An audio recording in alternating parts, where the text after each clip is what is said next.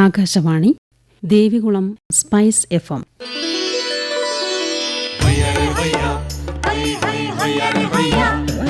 കിസാൻ വാണി.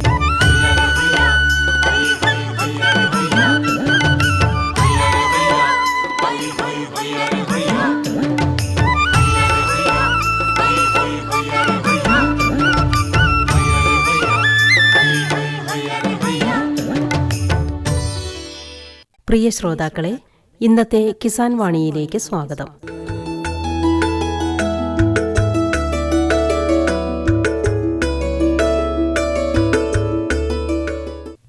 രാജാക്കാട് ഗ്രാമപഞ്ചായത്തിലെ പഴയ വിടുതിയിൽ പച്ചക്കറി കൃഷിയിൽ സജീവമായി ശ്രദ്ധിക്കുന്ന ശ്രീ ബാബു പൂക്കുളത്ത് അദ്ദേഹത്തിൻ്റെ കാർഷിക അനുഭവങ്ങൾ വിവരിക്കുകയാണ് ഇന്നത്തെ കിസാൻ വാണിയിൽ. അദ്ദേഹവുമായി സംസാരിക്കുന്നത് ജോഷി തോമസ്.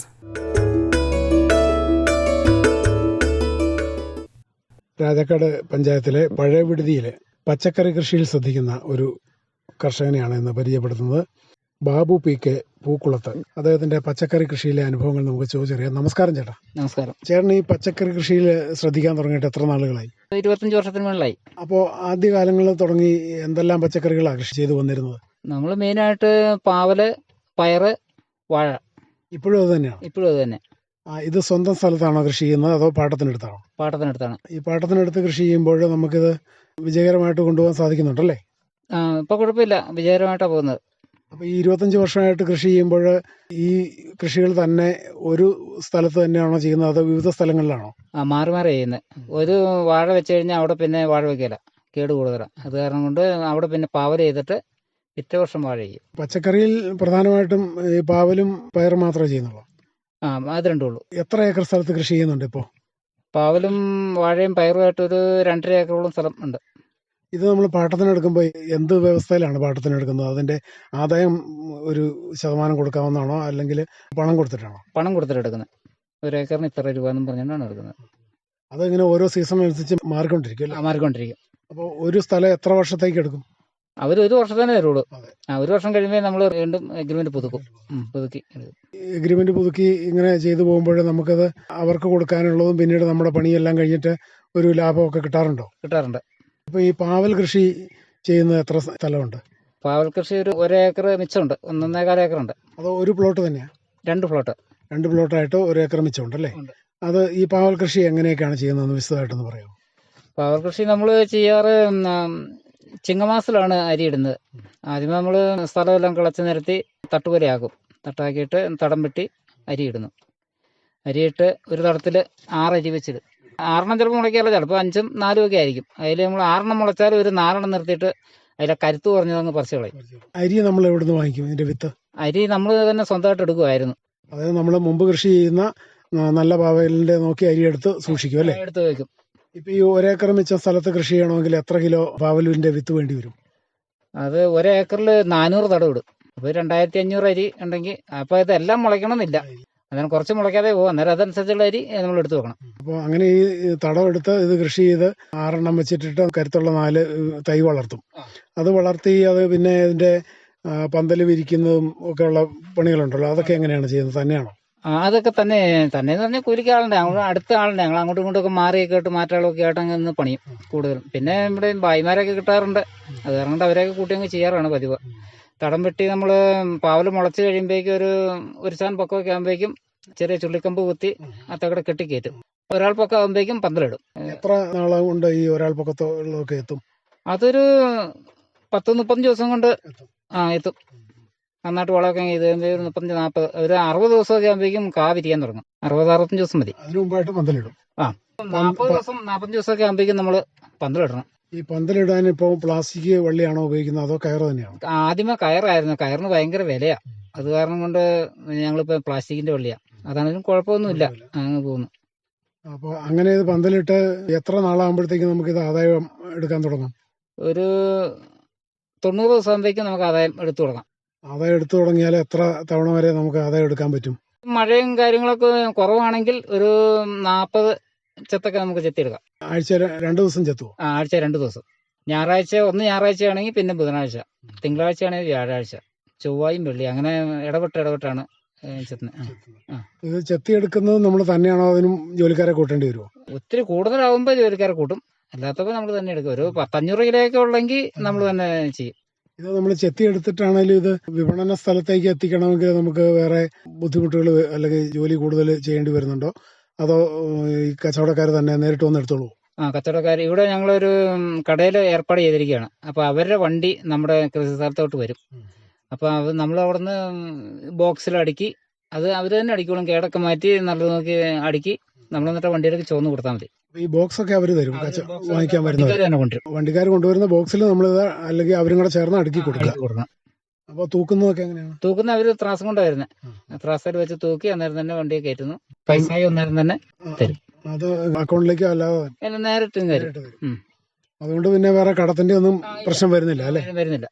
അത് പയറാണെങ്കിലും പാവലാണെങ്കിലും ഏത് പച്ചക്കറിയാണെങ്കിലും അങ്ങനെ അത് അങ്ങനെ തന്നെ. വാഴക്കല മാത്രം ഞങ്ങളിവിടെ കടയിലാണ് കൊടുക്കുന്നത്. വാഴക്കല ഇവിടെ വണ്ടിക്കാർ വന്നാലും കടയിൽ കൊണ്ട് കൊടുത്തിട്ട് അവിടെ നിന്ന് അവർ കയറ്റുന്നത്. അപ്പോൾ ഈ പാവലിന് എത്ര വില വരെ കിട്ടിയിട്ടുണ്ട്? ഈ വർഷം നല്ല വില ഉണ്ടായിരുന്നു. ഈ പ്രാവശ്യം 40 രൂപ വരെ വില ഉണ്ടായിരുന്നു. നമുക്ക് ഏകദേശം എത്ര വില വരെ കിട്ടിയാൽ ഈ പാവൽ കൃഷി മുന്നോട്ട് കൊണ്ടുപോകാൻ സാധിക്കും, അല്ലെങ്കിൽ നഷ്ടമില്ലാതെ ലാഭകരമായിട്ട്? ഒരു 35-നും 40-നും ഇടയ്ക്ക് നിന്നാൽ വലിയ കുഴപ്പമില്ലാത്ത രീതിയിൽ. അന്നേരം അതനുസരിച്ച് വിളവും കൂടെ ഉണ്ടാവണം. ഇപ്പം പാവലിന് പുതുതായിട്ട് ഈ മൊസൈക്ക് എന്ന് പറഞ്ഞ രോഗമുണ്ട്. അത് കയറി പിടിച്ചു കഴിഞ്ഞാൽ പാവലും ചുരുണ്ട് കൂടിയിട്ട് മൊത്തം പിന്നെ കായൊന്നും ഉണ്ടാകില്ല, മൊത്തം അങ്ങ് നശിച്ചു പോവാ. അങ്ങനെ ഈ മേഖല എല്ലാം ഇപ്പൊ ആ ഒരു അസുഖം വന്ന് കയറി പോവാ. അതിന് പ്രത്യേകിച്ച് മരുന്നും കാര്യങ്ങളൊന്നും ഇല്ല. പാവലിനും ക്യാൻസർ പോലെ രോഗമായി അത് തന്നെ എത്തിക്കഴിഞ്ഞു. നമ്മൾ ഈ പാവല് ആദ്യം അരിയിട്ട് മുളപ്പിച്ച് കഴിഞ്ഞിട്ട് എന്തെല്ലാം വളങ്ങളാണ് ചെയ്യാറുള്ളത്? ആദ്യമേ നമ്മൾ ഉടൽ തടം വെട്ടിയിടും. തടം വെട്ടിയിട്ട് അതിനകത്ത് കുമ്മായി ഇടും. കുമ്മായി ഇട്ട് ഒരു 5-6 ദിവസം കിടന്നു കഴിയുമ്പോഴേക്കും പിന്നെ അതിനകത്തേക്ക് ചാണകമൊക്കെ ഇട്ട് ചാണകം മണ്ണും കൂടെ കലർത്തി അതിനകത്തോട്ട് വിത്ത് വെക്കും. വിത്ത് വെച്ച് കഴിഞ്ഞ് ഒരു 5 ദിവസം 6 ദിവസം കഴിയുമ്പോഴേക്കും വിത്ത് മുളയ്ക്കാൻ തുടങ്ങും. ആദ്യം വിത്ത് മുളപ്പിക്കുന്നതിന് മുമ്പ് ഒരു കാര്യം കൂടെ എന്ന് പറഞ്ഞിട്ട്, വിത്ത് മുളപ്പിക്കുന്നതിന് മുമ്പ് നമ്മളിത് ഒരു ദിവസം വെള്ളത്തിൽ ഇടണം. ഈ വിത്ത് നമ്മൾ നന്നായിട്ട് ഉണങ്ങിയല്ലേ വെക്കുന്നത്. അപ്പോൾ ആ വിത്ത് ഒരു ദിവസം തലേദിവസം ഒരു വൈകുന്നേരം 8 മണിക്കാണ് ഇടുന്നതെങ്കിൽ പിറ്റേ ദിവസം വൈകുന്നേരം 8 മണി വരെ വെള്ളത്തിൽ കിടക്കും. എന്നിട്ട് വാരി കെട്ടി തുണിയിൽ വെക്കും. തുണിയിൽ വെച്ചിട്ട് നമ്മൾ ഒത്തിരി മഴയൊന്നും അടിക്കാത്തൊരു സ്ഥലത്ത് ഇത് കുഞ്ഞു കുഴിയൊക്കെ കുത്തി കുഴിയൊക്കെ നനച്ചിട്ട് അതിനകത്ത് ഇട്ട് മൂടി നന്നായിട്ട് ഉറപ്പിച്ച് വെക്കും. ഒരു 3 ദിവസം കഴിയുമ്പോഴേക്കും ഇതെല്ലാം മുള പൊട്ടും.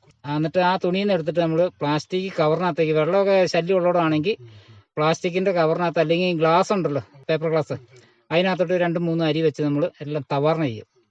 തവാർണ ചെയ്തിട്ട് ഒരു 3 എണ്ണം വെച്ചാൽ ഇടുന്നെങ്കിൽ 2 ഗ്ലാസ് വെച്ച് ഒരു തടത്തിൽ വെക്കും.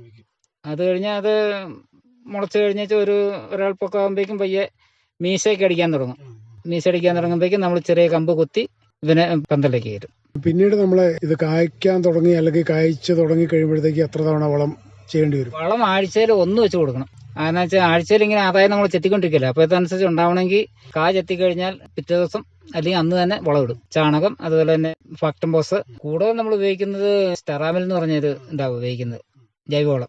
ഈ ചാണകമാണ് പ്രധാനമായിട്ടും. ചാണകം, സ്റ്റെറാമില്, ജൈവവളം, അത് തന്നെയാണ് കൂടുതൽ കൊടുക്കുന്നത്. പിന്നെ ഇടയ്ക്ക് രാസവളം കൂടി ശേഖരിച്ച് ഇത് വലിച്ചെടുക്കാൻ വേണ്ടിയിട്ട് ചെറുതായിട്ട് ഫാക്ടംബോസ് ഇട്ട് കൊടുക്കും. ഇതിങ്ങനെ നമ്മൾ കൃഷി ചെയ്ത് ഇപ്പോൾ ഏതാണ്ട് 40 ചെത്ത് വരെ ചെത്താന്ന് പറയുന്നത് അല്ലേ?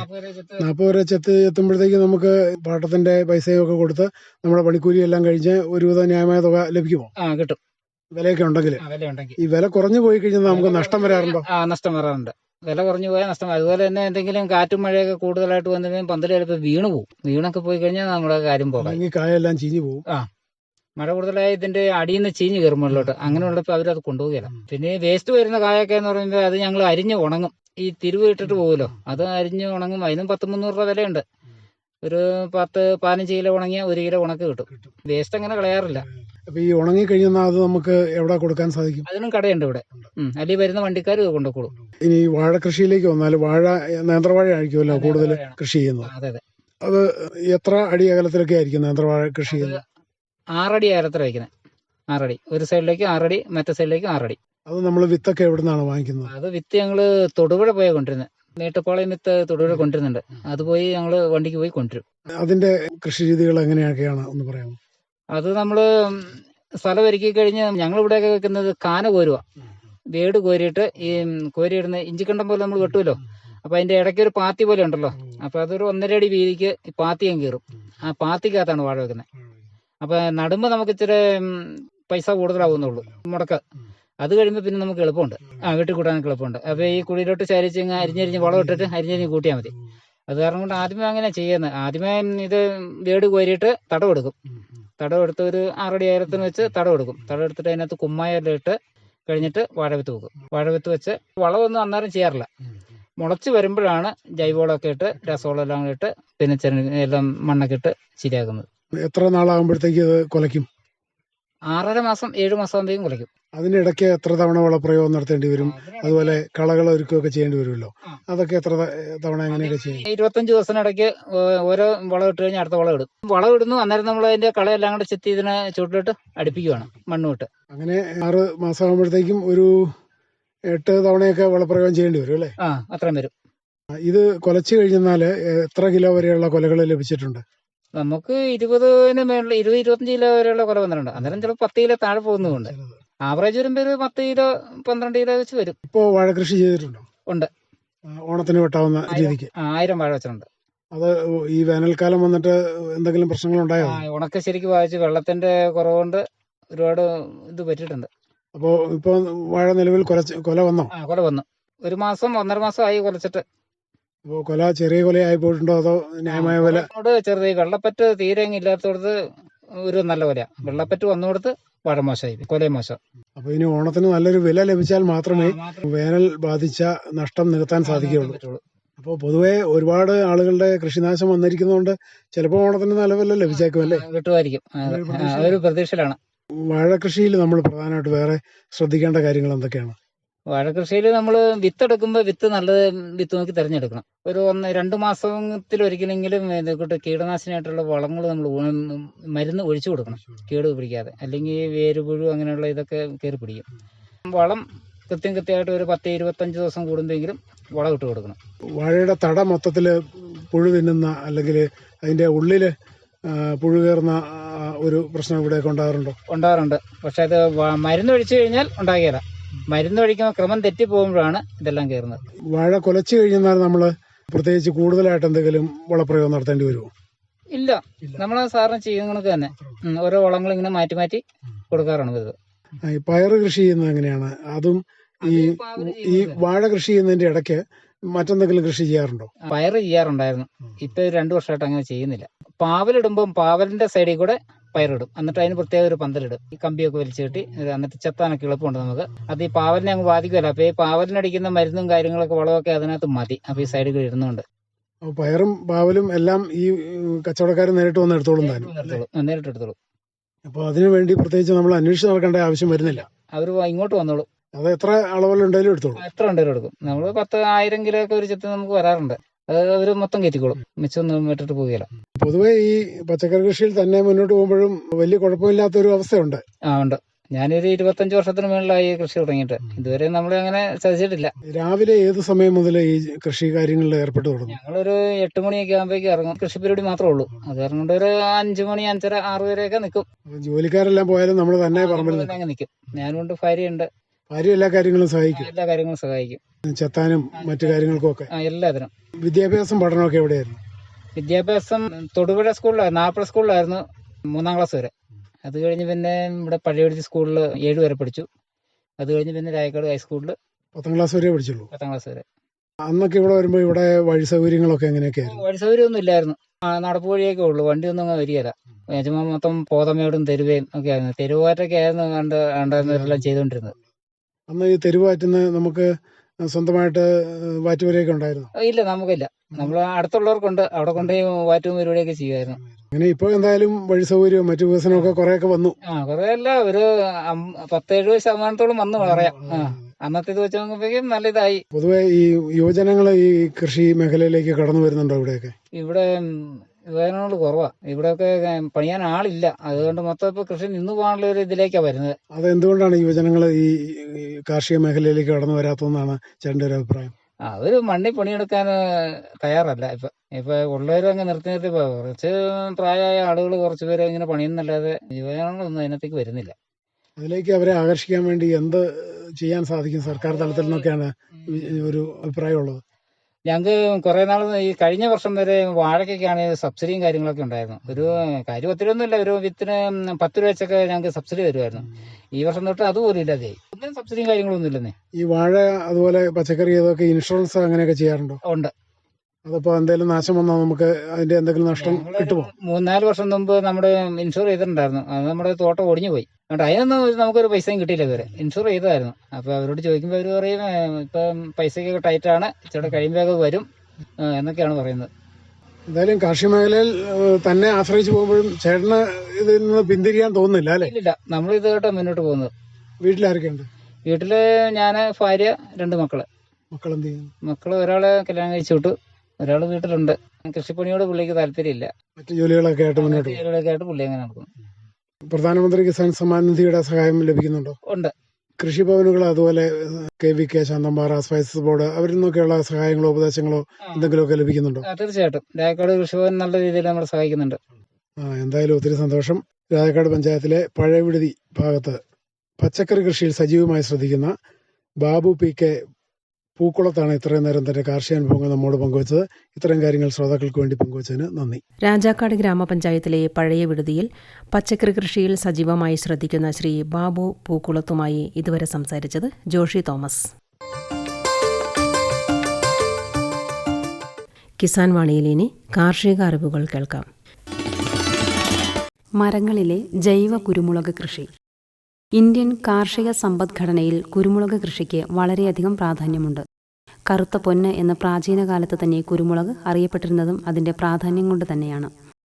അതുതന്നെയാണ് വിദേശ രാജ്യങ്ങളെ ഇന്ത്യയിലേക്ക്, പ്രത്യേകിച്ച് മലബാറിലേക്ക് ആകർഷിച്ചിരുന്നത്.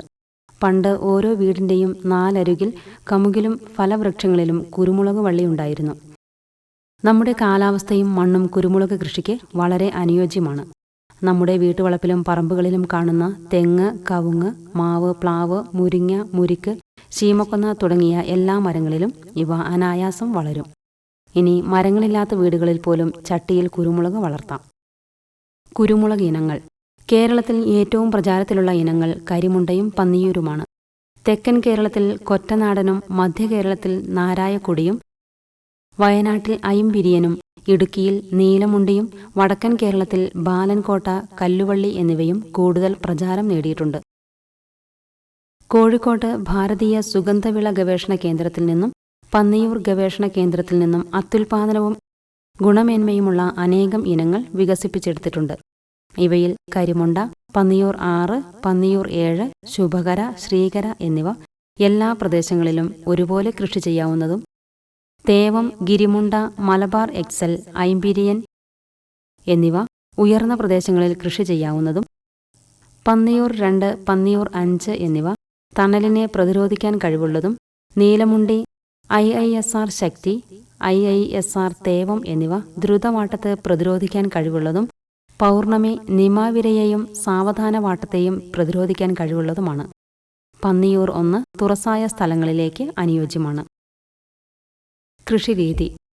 പുതുമഴ ലഭിക്കുന്നതോടുകൂടി വീട്ടുവളപ്പിലുള്ള വൃക്ഷങ്ങളുടെ വടക്കുഭാഗത്ത് കുരുമുളക് ചെടികൾ പിടിപ്പിക്കാം. അതിനായി ചുവട്ടിൽ നിന്ന് 1 അടി വിട്ട് 1.5 അടി ചതുരാകൃതിയിലുള്ള കുഴിയെടുത്ത് അതിൽ ഉണക്കിപ്പൊടിച്ച ചാണകം അല്ലെങ്കിൽ മണ്ണിര compost 5 kilo, 150 gram rock phosphate അല്ലെങ്കിൽ എല്ലുപൊടി, മേൽമണ്ണ് എന്നിവ കൂട്ടിക്കലർത്തി വെള്ളം കെട്ടിനിൽക്കാത്ത രീതിയിൽ കൂനയായി മൂടേണ്ടതാണ്. തിരുവാതിര ഞാറ്റുവേലയിലാണ് കുരുമുളക് തൈകൾ പിടിപ്പിക്കാൻ പറ്റിയ സമയം. ഇതിനായി മുമ്പേ തന്നെ നഴ്സറി തൈകൾ തയ്യാറാക്കാം. കാലവർഷം തുടങ്ങിയതിനു ശേഷം നടാനുള്ള കുഴികളിൽ 1 കിലോ വേപ്പിൻ പിണ്ണാക്ക്, 50 ഗ്രാം ട്രൈക്കോഡർമ എന്നിവയിട്ട് വീണ്ടും മണ്ണിളക്കി നല്ലവണ്ണം കൂട്ടിച്ചേർത്തതിനു ശേഷം വേര് പിടിപ്പിച്ച നല്ലയിനം കുരുമുളക് വള്ളി 2 എണ്ണം വീതം നടേണ്ടതാണ്. തെങ്ങിലാണ് കുരുമുളക് പടർത്താൻ ഉദ്ദേശിക്കുന്നതെങ്കിൽ തെങ്ങിന്റെ തടത്തിന് പുറത്ത് വടക്കു ഭാഗത്താണ് കുഴിയെടുക്കേണ്ടത്.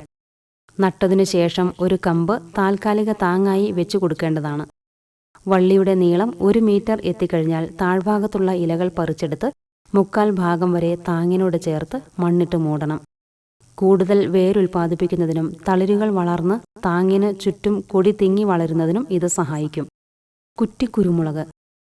താങ്ങുമരങ്ങൾ ഇല്ലെങ്കിൽ ചെടിച്ചട്ടികളിലോ തറയിലോ ചാക്കുകളിലോ ഒക്കെ കുറ്റിക്കുരുമുളക് വളർത്താം. തറയിൽ കുറ്റിക്കുരുമുളക് നടാൻ 2x2 മീറ്റർ അകലത്തിൽ 1/2 മീറ്റർ ചതുരാകൃതിയിലുള്ള കുഴികളെടുത്ത് ചാണകപ്പൊടിയോ മണ്ണിര കമ്പോസ്റ്റോ ഇട്ട് മൂടിയതിനു ശേഷം നടാവുന്നതാണ്. ചട്ടികളിലാണ് നടാൻ ഉദ്ദേശിക്കുന്നതെങ്കിൽ ചാണകപ്പൊടി, മണൽ, മണ്ണ് എന്നിവ 1:1:2 എന്ന തോതിൽ കലർത്തി ചട്ടികളിൽ നിറച്ച് അതിൽ നടേണ്ടതാണ്. പോഷക ക്രമീകരണം. ജൈവിക പരിപാലനമാണ് കുരുമുളകിന് ഉത്തമം. ജൈവവളമായി ഉണക്കിപ്പൊടിച്ച ചാണകം, കമ്പോസ്റ്റ്, കോഴിവളം, ആട്ടിൻകാഷ്ടം, മണ്ണിര കമ്പോസ്റ്റ്, ചാരം തുടങ്ങിയവ ഉപയോഗിക്കാവുന്നതാണ്.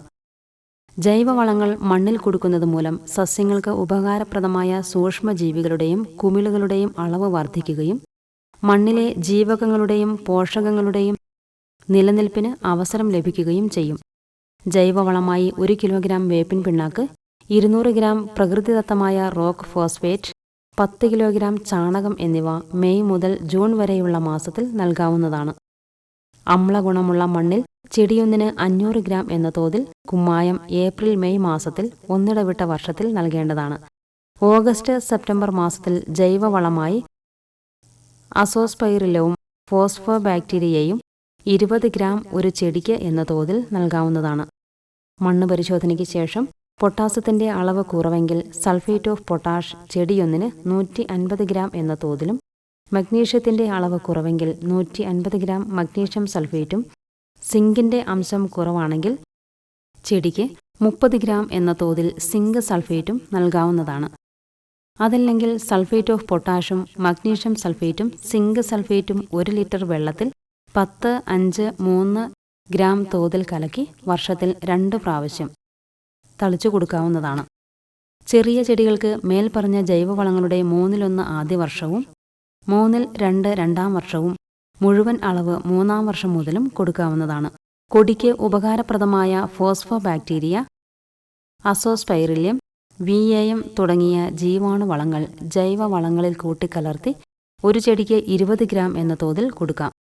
ഇവ ചെടിയുടെ വളർച്ചയും ഉൽപ്പാദനവും കൂട്ടുന്നതായി കണ്ടെത്തിയിട്ടുണ്ട്. ചട്ടികളിൽ നട്ട കുറ്റിക്കുരുമുളകിന് വർഷത്തിൽ 2 പ്രാവശ്യം 100 ഗ്രാം വീതം ചാണകപ്പൊടിയും മണ്ണിര കമ്പോസ്റ്റും 2 മാസത്തിലൊരിക്കൽ 15 ഗ്രാം വീതം കടലപ്പിണ്ണാക്ക് അല്ലെങ്കിൽ വേപ്പിൻ പിണ്ണാക്ക് എന്നിവ നൽകാം. തണൽ ക്രമീകരണം. താങ്ങുമരം വലുതായാൽ തണൽ നിയന്ത്രിക്കുന്നതിനും സൂര്യപ്രകാശം കൊടികളിലേക്ക് എത്തുന്നതിനും വേണ്ടി ഇടയ്ക്കിടയ്ക്ക് കമ്പ് വെട്ടിക്കൊടുക്കണം. മഴക്കാലം തുടങ്ങുന്നതിന് മുമ്പ് താങ്ങുചെടികളിൽ 1-2 ചില്ലകൾ മാത്രം നിർത്തി നന്നായി കോതി കൊടുക്കുന്നത് സൂര്യരശ്മികൾ കൊടികളിൽ എത്തിച്ചേർന്ന് കൊടിയുടെ വളർച്ചയും വിളവും കൂട്ടുന്നതിനും രോഗാണുക്കളെയും കീടങ്ങളെയും നിയന്ത്രിക്കുന്നതിനും സഹായിക്കുന്നു. രോഗനിയന്ത്രണം. ദ്രുതവാട്ടം. ഫൈറ്റോഫ്തോറ ക്യാപ്സിസി എന്ന ഒരിനം കുമിളാണ് ഈ രോഗത്തിന് കാരണം. മഴക്കാലം തുടങ്ങുന്നതോടുകൂടിയാണ് ഈ രോഗം വ്യാപിക്കുന്നത്. ഇലകളിൽ 1 അതിലധികമോ കറുത്ത പുള്ളിക്കുത്തുകൾ പ്രത്യക്ഷപ്പെട്ട് അവ വലുതായി ഇലകൾ കൊഴിയുകയും ചെയ്യുന്നു. പുതുതായി കിളിർത്ത് പടരുന്ന ചെന്തലകളുടെ തളിരിലകളും മാംസളമായ അഗ്രഭാഗവും കുമിൾ ബാധയേറ്റ് കറുപ്പ് നിറമാവുകയും കണ്ണിത്തലകളും തിരികളും ഇലകളും അടർന്നു വീഴുകയും കൊടി പൂർണ്ണമായും വാടുകയും ചെയ്യും. രോഗബാധയേറ്റ ചെടി വേരുപടലം ഉൾപ്പെടെ പിഴുതുമാറ്റി തീയിട്ട് നശിപ്പിക്കുകയും തോട്ടങ്ങളിൽ ശുചീകരണം നടത്തിയും വെള്ളം കെട്ടിനിൽക്കുന്നത് ഒഴിവാക്കിയും ബോഡോ മിശ്രിതം തളിച്ചും തടത്തിൽ ഒഴിച്ചുകൊടുത്തും ഈ രോഗവ്യാപനം തടയാൻ പറ്റും. രോഗം വരാതിരിക്കാൻ മെയ് ജൂൺ മാസത്തിൽ കൊടിയൊന്നിന് 50 ഗ്രാം ട്രൈക്കോഡർമ എന്ന മിത്രകുമിൾ ചാണകത്തിലോ വേപ്പിൻ പിണ്ണാക്കിലോ ചേർത്ത് മണ്ണിലിട്ട് കൊടുക്കുക. സാവധാനവാട്ടം. ഇലകളുടെ മഞ്ഞളിപ്പും കുറേശ്ശെയുള്ള ഇലപൊഴിച്ചിലും തണ്ടിൻ്റെ അഗ്രഭാഗത്തുള്ള വാട്ടവും ഈ രോഗത്തിൻ്റെ ലക്ഷണങ്ങളാണ്. കൊടിയുടെ വേരിൽ നിമാവിരകളുടെ ആക്രമണം മൂലമാണ് ഈ രോഗം വരുന്നത്. തോട്ടത്തിൽ പതിവായി വേപ്പിൻ പിണ്ണാക്കിട്ടും മിത്രകുമിളായ ട്രൈക്കോഡർമ ഹാർസിയാനം 50 ഗ്രാം തോതിൽ വർഷത്തിൽ 2 പ്രാവശ്യം കൊടുത്തും രോഗം വരാതെ നോക്കാം. വൈറസ് രോഗങ്ങൾ. ഇലഞരമ്പുകൾ തെളിഞ്ഞു കാണുക, ഇലകളിൽ മൊസൈക്ക് മാതൃകയിൽ മഞ്ഞ നിറത്തിലുള്ള പൊട്ടുകൾ കാണുക എന്നിവയാണ് വൈറസ് രോഗലക്ഷണങ്ങൾ. വൈറസ് ബാധയില്ലാത്ത നടീൽ വസ്തുക്കൾ ഉപയോഗിച്ചും രോഗം വന്നവ പിഴുതുമാറ്റി നശിപ്പിച്ചും ഇവ പകരുന്നത് കുറയ്ക്കാവുന്നതാണ്. തിരികൊഴിയൽ രോഗം. വേനൽ മഴയും കാലവർഷവും ആവശ്യമായ തോതിൽ ലഭിക്കാതെ വരുമ്പോഴാണ് ഈ രോഗത്തിൻ്റെ രൂക്ഷത അനുഭവപ്പെടുന്നത്. 1% വീര്യമുള്ള ബോഡോ മിശ്രിതം തളിച്ച് ഇതിനെ ഒരു പരിധിവരെ തടയാം. മഴ കുറയുമ്പോൾ പരാഗണം നടക്കാത്തതിനാലും തിരികൊഴിയാൻ സാധ്യതയുണ്ട്. മാർച്ച് മുതൽ ചെടികൾക്ക് നന കൊടുത്ത് ഈ പ്രശ്നം പരിഹരിക്കാം. ഇലപ്പേൻ. ഇലകളുടെ അടിഭാഗത്ത് വസിക്കുന്ന ഇലപ്പേൻ ഇലകളുടെ അരികുകൾ ചുരുട്ടി കുഴൽ പോലെ രൂപപ്പെടുത്തുകയും തളിരിൻ്റെ വളർച്ച മുരടിപ്പിക്കുകയും ചെയ്യുന്നു. ചുരുട്ടിയ ഭാഗം കൈകൊണ്ട് മുറിച്ചു മാറ്റിയും വേപ്പെണ്ണ മിശ്രിതം തളിച്ചും ഇലപ്പേനിനെ നിയന്ത്രിക്കാം. മീലിമുട്ടകൾ. ഇവ തളിരിലും തണ്ടിലും വേരിലും പറ്റിപ്പിടിച്ച് ചെടിയുടെ വളർച്ചയെ മുരടിപ്പിക്കുകയും ചെടി മഞ്ഞളിച്ച് നശിക്കുകയും ചെയ്യുന്നു. വേപ്പിൻ പിണ്ണാക്ക്, വേപ്പെണ്ണ മിശ്രിതം എന്നിവ ഉപയോഗിച്ച് മീലിമുട്ടയെ നിയന്ത്രിക്കാം. പൊള്ളുവണ്ട്. കാലവർഷാരംഭത്തിൽ കൊടി തളിർക്കുവാൻ തുടങ്ങുമ്പോൾ കറുത്ത നിറത്തിലുള്ള പെൺവണ്ടുകൾ, തിരികൾ, മണികൾ ഇവയിൽ മുട്ടയിടും. മുട്ട വിരിഞ്ഞു വരുന്ന പുഴുക്കൾ മുളകുമണികൾ തുളച്ചു കയറി ഉൾക്കാമ്പ് തിന്ന് നശിപ്പിക്കുകയും മണികൾ പൊള്ളയാവുകയും ചെയ്യുന്നു. താങ്ങുമരങ്ങളുടെ കമ്പ് കോതി തണൽ ക്രമീകരണം നടത്തുന്നതും വേപ്പെണ്ണ ഉപയോഗിച്ചുള്ള കീടനാശിനി 21 ദിവസം ഇടവിട്ട് 0.6% വീര്യത്തിൽ ഓഗസ്റ്റ് മുതൽ ഒക്ടോബർ വരെ തളിക്കുന്നതും പൊള്ളുവണ്ടുകളെ നിയന്ത്രിക്കാൻ സഹായിക്കും. തണ്ടുതുരപ്പൻ. പുതുതായി തളിർക്കുന്ന അഗ്രഭാഗം തുരന്ന് ഉൾഭാഗം തിന്നു നശിപ്പിക്കുന്നത് മൂലം മുകുളങ്ങൾ കരിഞ്ഞ് ഉണങ്ങും. വേപ്പെണ്ണ തളിച്ച് തണ്ടുതുരപ്പനെ നിയന്ത്രിക്കാവുന്നതാണ്. വിളവെടുപ്പും സംസ്കരണവും. കുരുമുളക് തിരികളിൽ ഏതാനും മണികൾ ചുവന്ന് പഴുത്തു തുടങ്ങുമ്പോൾ തിരികൾ മുഴുവൻ പറിച്ചെടുത്ത് മെതിച്ച് വൃത്തിയാക്കി വെയിലിൽ 7 മുതൽ 10 ദിവസം വരെ ഉണക്കേണ്ടതാണ്. വിളവെടുപ്പിന് ശേഷം മുളകുമണികൾ തിളച്ച വെള്ളത്തിൽ 1 മിനിറ്റ് മുക്കിയെടുത്ത് ഉണക്കിയാൽ മണികൾക്ക് നല്ല ആകർഷകത്വവും കറുപ്പ് നിറവും ലഭിക്കും. നല്ലവണ്ണം ഉണങ്ങിയ 8 മുതൽ 10% വരെ മാത്രം ജലാംശമുള്ള കുരുമുളക് വൃത്തിയുള്ള ചാക്കിൽ കെട്ടി ഈർപ്പമില്ലാത്ത സ്ഥലത്ത് സൂക്ഷിക്കേണ്ടതാണ്. ഇനി ചില തേൻ നുറുങ്ങുകൾ. അമിതവണ്ണം ഒഴിവാക്കാൻ തേൻ വെള്ളത്തിൽ ചേർത്ത് സേവിച്ചാൽ ദുർമേധസ് കുറയും. പൊള്ളലിന് പൊള്ളലേറ്റ ഭാഗത്ത് പൊള്ളലേറ്റ ഉടനെ 1/2 മണിക്കൂർ സമയത്തേക്ക് തണുത്ത വെള്ളം കൊണ്ട് ധാര കോരുക. അതിനുശേഷം തേൻ ഇടയ്ക്കിടെ പുരട്ടുക. പൊള്ളൽ വേഗത്തിൽ സുഖപ്പെടും. പൊള്ളലിൻ്റെ പാടുപോലും അവശേഷിക്കുകയില്ല. പ്രമേഹത്തിന് പച്ച നെല്ലിക്കയും മഞ്ഞളും ചേർത്തരച്ച് തേനിൽ ചേർത്ത് കഴിച്ചാൽ പ്രമേഹത്തെ നിയന്ത്രിക്കാം. ഉണക്ക നെല്ലിക്കയും മഞ്ഞളും പൊടിച്ച് തേനിൽ ചേർത്ത് കഴിക്കുന്നതും പ്രമേഹം വരാതിരിക്കാൻ സഹായിക്കും. ആസ്മയ്ക്ക് കുരുമുളകും എള്ളും ചേർത്ത് പൊടിച്ച് അത് ശർക്കരയും തേനും ചേർത്ത് കഴിച്ചാൽ ആസ്മ ഫലപ്രദമായി നിയന്ത്രിക്കാം. തൊട്ടവാടി ഇടിച്ചു പിഴിഞ്ഞ് തേൻ ചേർത്ത് സേവിച്ചാൽ ആസ്മ ശമിക്കും. ചുവന്നുള്ളി സമം തേനിൽ ചേർത്ത് കഴിച്ചാൽ കഫത്തിൻ്റെ ശല്യം ഒഴിവാകും. ചുമയ്ക്ക് ശാന്തി കിട്ടും. വയറ്റിൽ അസുഖങ്ങൾക്ക് ഉദരപ്പുണ്ണ് അഥവാ അൾസർ ഉള്ളവർ തേനും തേങ്ങാപ്പാലും തൈരും സമം ചേർത്ത് കഴിക്കുക. ശമനം കിട്ടും. വിഷ്ണുക്രാന്തി ഇടിച്ചു പിഴിഞ്ഞ് തേൻ ചേർത്ത് കഴിക്കുന്നതും അൾസറിന് നല്ലതാണ്. ദഹനക്കേടിന് തക്കാളി നീരിൽ തേൻ ചേർത്ത് കഴിക്കുന്നത് വളരെ ഫലപ്രദം. വയറ്റിൽ അസുഖത്തിന് തേനും ഇഞ്ചിനീരും സമ അളവിലെടുത്ത് നന്നായി ഇളക്കി ചേർത്ത് കഴിച്ചാൽ ഉടൻ ആശ്വാസം ലഭിക്കും. വയറിളക്ക രോഗത്തിന് ഇഞ്ചിയും തിപ്പലിയും തേനും ചേർത്ത് കഴിക്കുന്നത് നല്ലതാണ്. വെറ്റില നീര് തേൻ ചേർത്ത് കഴിച്ചാൽ ദഹന സംബന്ധമായ രോഗങ്ങൾ മാറുവാൻ പ്രയോജനപ്രദമാണ്. ത്വക്ക് രോഗത്തിന് ആര്യവേപ്പില നീരിൽ തേൻ ചേർത്ത് കഴിച്ചാൽ ത്വക്ക് രോഗങ്ങൾ മാറും. വിഷത്തിനെതിരെ മഞ്ഞളും തുളസിയും പിഴിഞ്ഞ് നീരെടുത്ത് തേൻ ചേർത്ത് കഴിച്ചാൽ സാധാരണയുള്ള ഏത് വിഷബാധയ്ക്കെതിരെയും ഫലപ്രദം. ബുദ്ധിക്കും ഓർമ്മശക്തിക്കും ബ്രഹ്മി ഉണക്കി പൊടിച്ച് തേനിൽ ചാലിച്ച് പതിവായി ഉപയോഗിച്ചാൽ ഓർമ്മശക്തി വർദ്ധിക്കും. ഇലവർങ്ങപ്പട്ട പൊടിച്ച് തേനിൽ ചാലിച്ച് കഴിക്കുക. ഓർമ്മശക്തി വർദ്ധിക്കും. മുഖകാന്തിക്ക് തേനും മഞ്ഞൾപ്പൊടിയും ചേർത്തുണ്ടാകുന്ന ലേപനം സൗന്ദര്യവർദ്ധനവിന് ഒന്നാന്തരം. മുഖത്തെ കറുത്ത പാടുകൾ മാറ്റി മുഖകാന്തി കൂട്ടും. ആരോഗ്യത്തിനും ഉന്മേഷത്തിനും 1 സ്പൂൺ തേനും 1 സ്പൂൺ ത്രിഫലാദി ചൂർണവും 1/2 സ്പൂൺ നെയ്യിൽ ചേർത്ത് പതിവായി ഉപയോഗിക്കുക. ആരോഗ്യവും ഉന്മേഷവും നിലനിർത്താൻ അത്യുത്തമം.